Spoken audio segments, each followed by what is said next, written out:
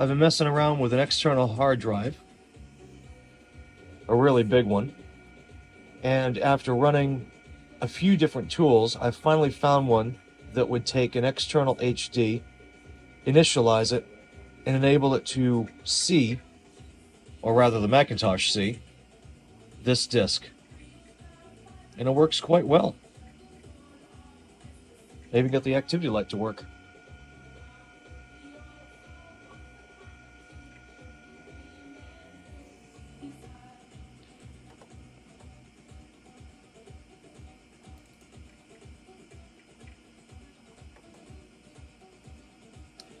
I've also had to relabel this drive. It was originally, I believe it was ID 0, and I can't use 0 or 7 with this particular Mac. I don't know if that's the same in your case.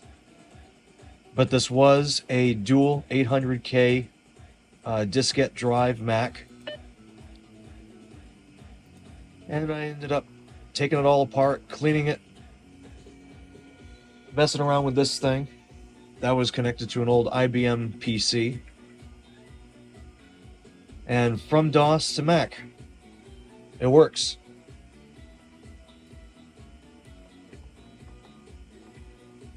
Also, one thing to note, you can use HD diskettes with an 800K Mac. You have to cover that hole. And you cannot write to these with an 800K drive. It'll corrupt the disk. So what I did is I made it read-only. Leave it as, whatever's on the disk. And the Mac reads it every time. But again, I can't stress this enough. Because of how the drives are different, with the writing of the data to the disk, the charges are weaker on a 800K drive. It's stronger on a 2 meg drive, and it will corrupt your data. So you can always use these in a pinch if you don't have 700K disks.